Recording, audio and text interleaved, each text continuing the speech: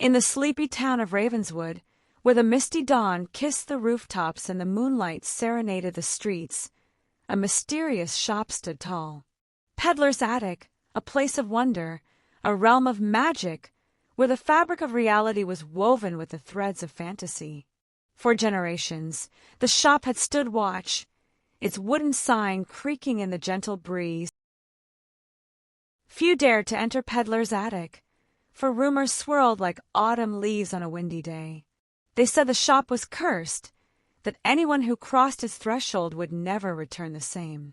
Some claimed to have seen strange lights flickering in the attic window, like fireflies dancing on a summer evening. Others spoke of hearing whispers in the dead of night, the soft murmurs of a shopkeeper beckoning them closer. Despite the warnings, curiosity got the better of Emily Mayfield. A young artist with a heart full of wonder and a mind full of questions, she pushed open the creaky door and stepped into the unknown. The bell above the entrance rang out, its melodic tone echoing through the shop like a siren's call. As she wandered deeper into the shop, Emily discovered a world unlike any she had ever known. Shelves upon shelves of peculiar items stretched towards the ceiling, each one more mysterious than the last. Vintage clothing hung from racks, their fabrics whispering tales of love and loss. Rare books with leather-bound covers and yellowed pages seemed to hold secrets and stories of their own. And in the center of it all, a beautiful old cash register sat upon a counter, its brass surface gleaming like the sun. Suddenly, a figure emerged from the shadows. The shopkeeper, an old man with a wild look in his eye and a mischievous grin, stood before her. His hair was white as snow, his skin wrinkled like a prune, but his eyes sparkled with a youthful energy. "Welcome, young one," he said, his voice low and gravelly. "I have been waiting for you. My name is Silas Peddler, and this is my attic. I see you have an eye for the peculiar, the unknown. Come, let me show you wonders beyond your wildest dreams." And with that, Silas led Emily on a journey through the shop, revealing secrets and surprises at every turn. They explored the nooks and crannies, the hidden corners and secret rooms. As they wandered, Silas told tales of the shop's history, of the generations of peddlers who had tended the attic with love and care.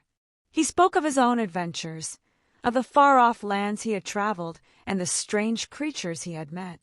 Emily listened with wide eyes, her imagination running wild with the stories. Finally, they came to a door hidden behind a tattered tapestry. The door was old and worn, its surface etched with strange symbols that seemed to shimmer in the dim light. "This is the heart of the attic," Silas said, his voice low and mysterious. "A place of magic, where the very fabric of reality is woven and unwoven. Are you prepared to enter? Emily Mayfield." Emily hesitated, her heart pounding in her chest. She had always been drawn to the unknown, the unexplained. And yet, she felt a sense of trepidation, a fear of the unseen. But Silas simply smiled, his eyes twinkling with mischief. "Do not worry, child. The magic of the attic will not harm you. It will only reveal to you the secrets of your own heart." And with that, he pushed open the door, revealing a room filled with a blinding light. Emily shielded her eyes, unsure of what to expect. But as her vision slowly returned, she saw that the room was filled with row upon row of strange machines, each one whirring and humming with a soft blue light. "What are these machines?" Emily asked, her voice barely above a whisper. "These," Silas said with a smile, "are the looms of destiny.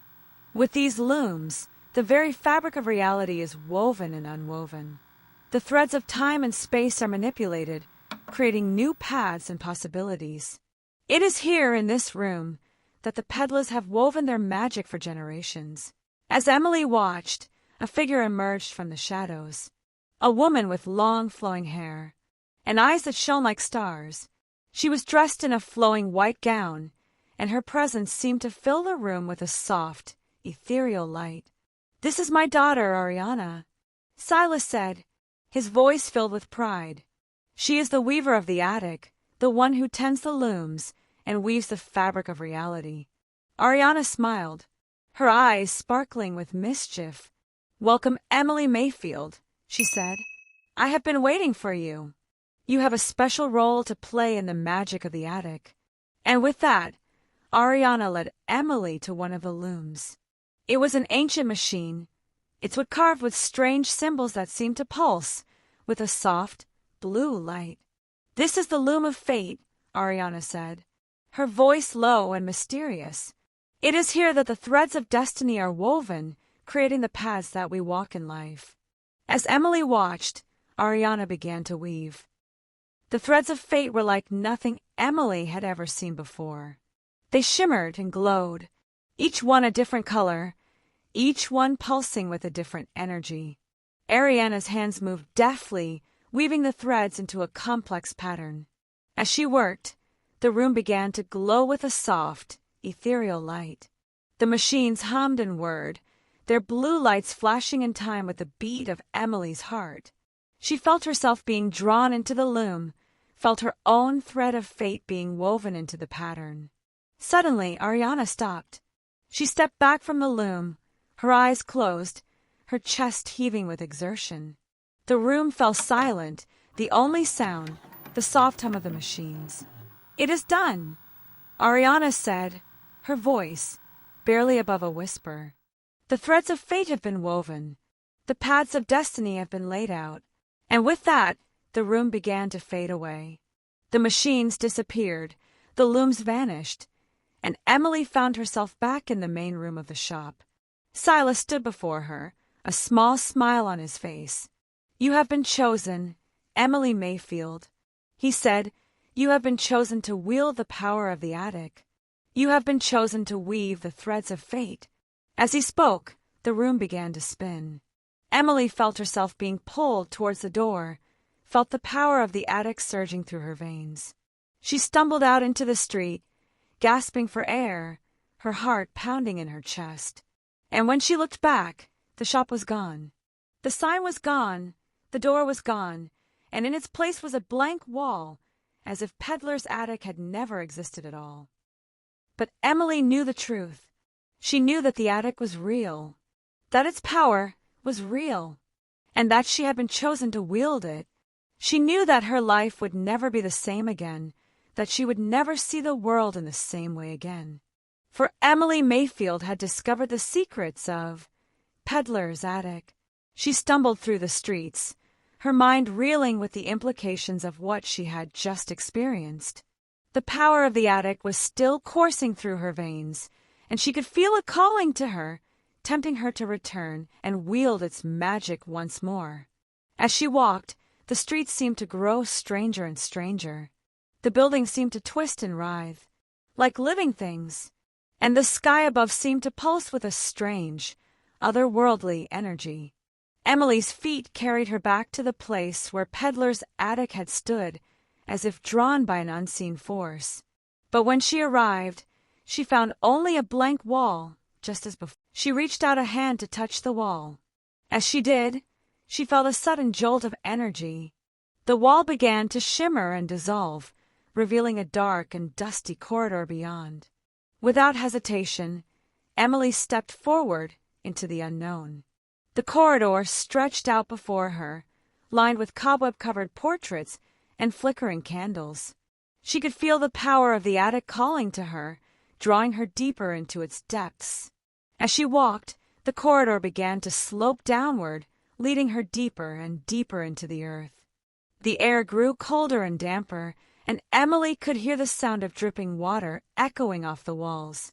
Finally, the corridor opened out into a vast underground chamber lit by 1,000 flickering candles.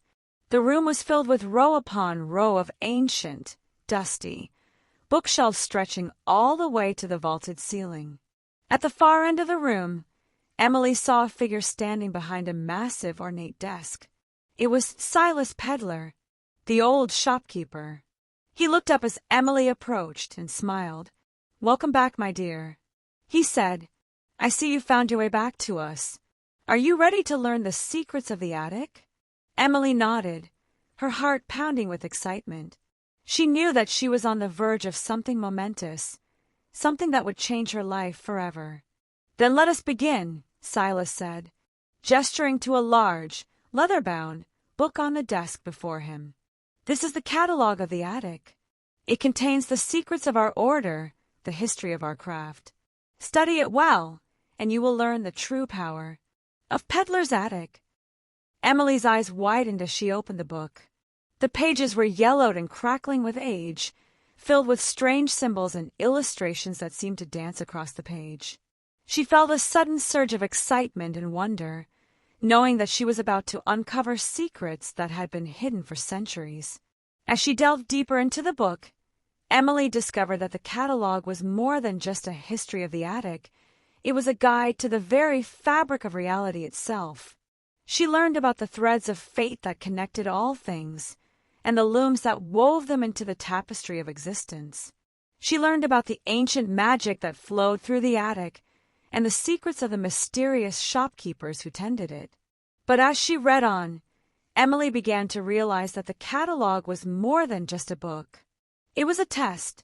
The words on the page seemed to shift and change as she read them, challenging her to solve riddles and puzzles that unlocked the secrets of the attic. She spent hours poring over the book, her mind racing with the implications of what she was learning. Finally, after what seemed like an eternity, Emily closed the book, her mind reeling with the secrets she had uncovered. She looked up at Silas, who was watching her with a keen eye. "Well, my dear, have you learned the secrets of the attic?" Emily nodded, still trying to process the vast amount of knowledge she had gained. "I think so," she said, "but I still have so many questions." Silas smiled. "Ah, the catalog is just the beginning," he said. "The true secrets of the attic can only be learned through experience. Are you ready to take the next step?" Emily hesitated, unsure of what lay ahead, but she knew that she had come too far to turn back now. She nodded, and Silas smiled. "Then let us begin," he said, leading her to a small door hidden behind a bookshelf. "This is the entrance to the labyrinth of reflections. It is a place of great power, where the very fabric of reality is twisted and distorted. Are you prepared to face what lies within?" Emily steeled herself and nodded. She had come too far to turn back now. Silas smiled and opened the door, revealing a narrow corridor that stretched out into darkness. As she stepped through the doorway, Emily felt a strange sensation, as if she were being pulled apart and put back together again. The corridor seemed to shift and twist around her like a living thing. She stumbled forward, trying to get her bearings. The air was thick with the scent of old books and dust. Emily could hear the sound of whispering voices, but she couldn't make out what they were saying. She reached out a hand to touch the wall, but it was like touching a mirror. Her hand passed right through. Suddenly, the corridor opened out into a vast, cavernous space. The ceiling lost in darkness, the walls lined with towering shelves that seemed to stretch on forever. The shelves were packed with books, their covers glowing with a soft, ethereal light. In the center of the room, a great crystal orb sat upon a pedestal. The orb pulsed, with a powerful, otherworldly energy. Emily could feel its power calling to her, drawing her closer. As she approached, the orb began to glow brighter, its light illuminating the dark recesses of the cavern. Suddenly, images began to appear around her. Memories, long forgotten, began to resurface. Emily saw herself as a child, playing in the park with her parents. She saw herself as a teenager, laughing with friends at school. She saw herself as an adult, working at her job, feeling unfulfilled. The memories were bittersweet, and Emily felt a pang of sadness. She realized that she had been sleepwalking through life, never truly living. The orb seemed to sense her thoughts, and its glow grew brighter. "Do not be sad," a voice whispered in her mind. "These memories are a part of you, but they do not define you. You have the power to create new memories, to forge a new path." Emily looked around, wondering who was speaking to her. But she was alone. The voice seemed to come from within herself. "What do you want from me?" she asked aloud. "We want to show you your true potential." The voice replied, "We want to help you unlock the secrets of the universe." As the voice spoke, the orb began to glow even brighter. Emily felt herself being lifted off the ground, suspended in midair. The orb was surrounded by a halo of light, and she felt its power coursing through her veins. "You have the power to shape reality," the voice said. "You have the power to create worlds." Suddenly, the orb exploded in a burst of light, and Emily felt herself being hurtled through space and time. She saw stars and galaxies whizzing by, felt the rush of cosmic winds. She was a part of the universe, connected to everything. And then, just as suddenly, she was back in the cavern, standing in front of the pedestal. The orb was gone, but she felt its power still coursing through her veins. She turned to see Silas standing behind her, a smile on his face. "Well done," he said. "You have unlocked the secrets of the labyrinth. You have discovered your true potential." Emily smiled, feeling a sense of pride and accomplishment. She knew that her life would never be the same again. She was ready to face whatever challenges came her way, armed with the power of the attic. But as she turned to leave the labyrinth, Emily realized that something was off. The room seemed different, the shadows cast by the flickering candles twisting into strange, menacing forms. She heard a faint whispering in her ear, the words indistinguishable but the malevolent intent clear. Silas's smile grew wider, his eyes glinting with a knowing light. "You should not have come here," he said, his voice dripping with malice. "Now you will never leave." Emily tried to run, but her feet felt heavy, as if rooted to the spot. The whispering grew louder, the shadows deepening into dark. Living things reached out to grab her. She was surrounded, trapped. The last thing she saw was Silas's face, his eyes blazing with triumph. And then everything went black. When Emily came to, she was back in the shop, lying on the floor in front of the counter. The room was quiet. The only sound, the faint ticking of the clock on the wall. She struggled to her feet, her head pounding. What happened? She asked aloud, but there was no one to answer. The shop was empty. The door was open. She stumbled out into the street, gasping for air.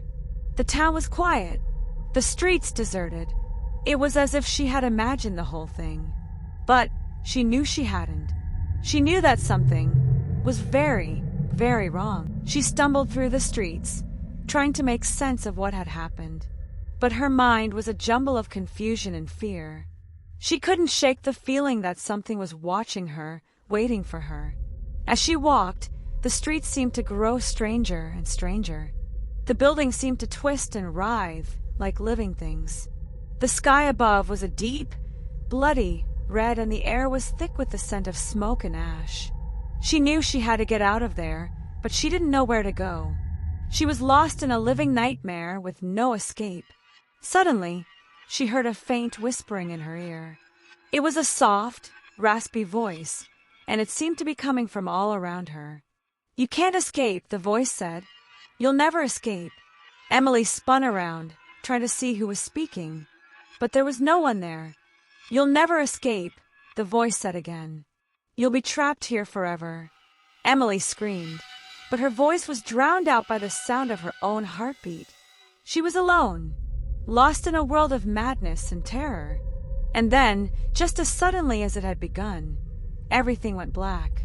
When Emily came to, she was lying in her own bed, her heart pounding in her chest. She sat up, gasping for air, and looked around. She was in her own room, safe and sound.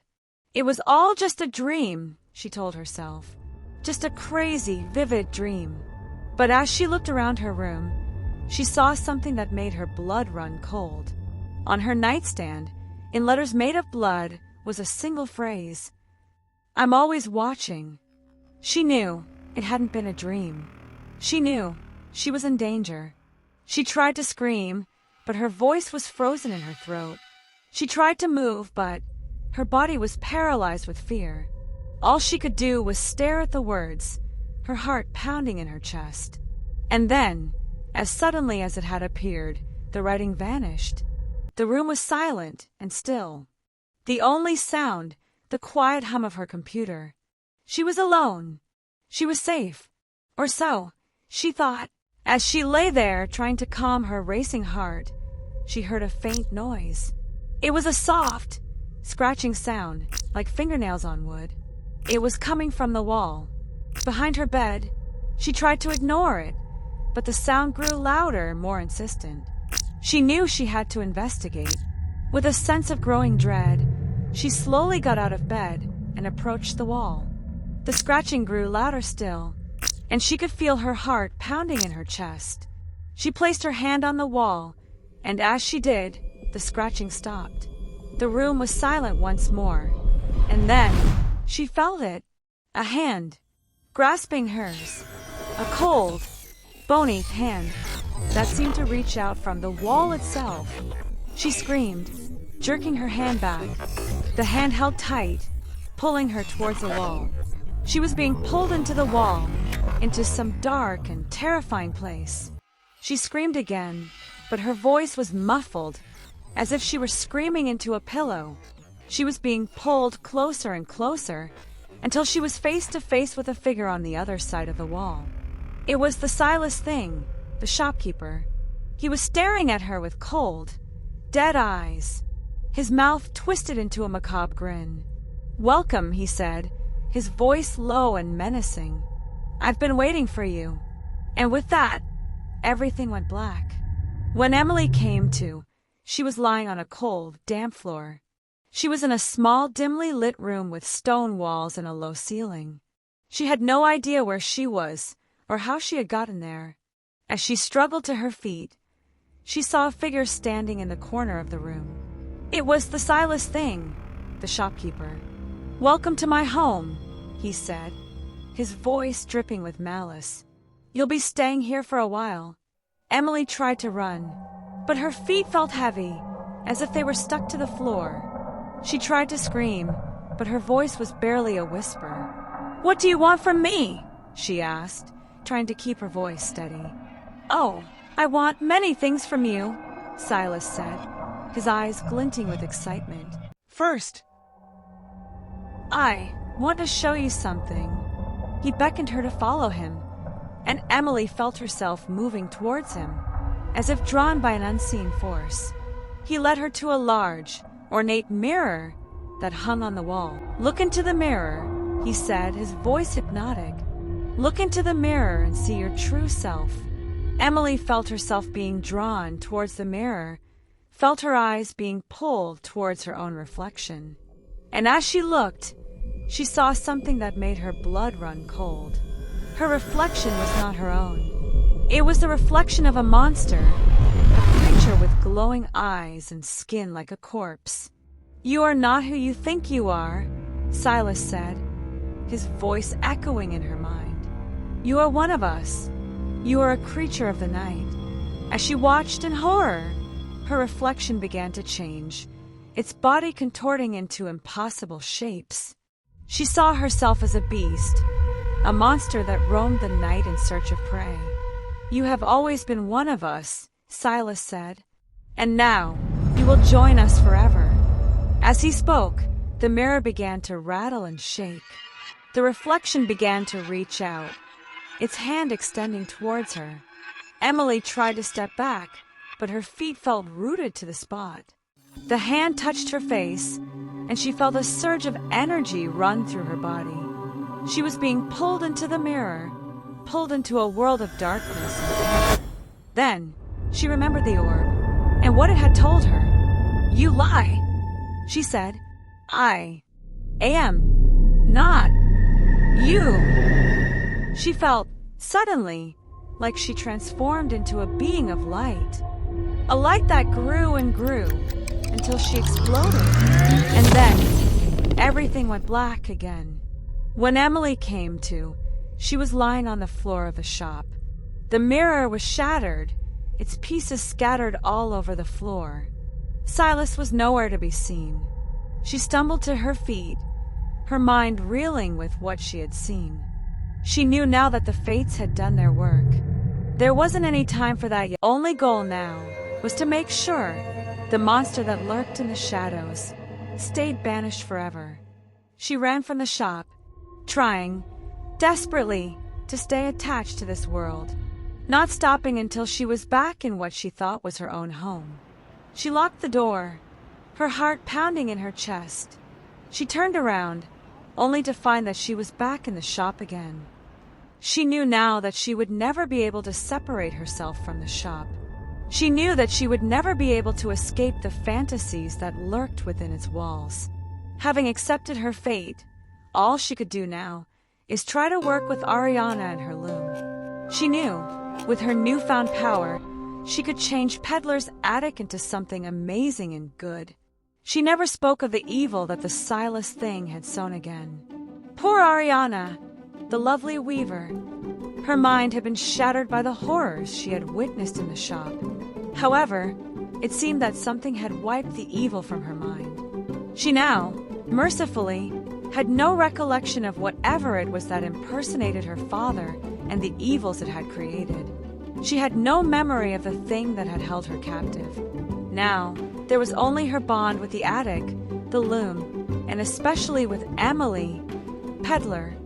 The Silas she had known was never heard from again. Some say that on quiet nights, you can still hear the sound of a cash register ringing up sales, and the faint whisper of a voice saying, "Come and see, come and see." The voice is different now.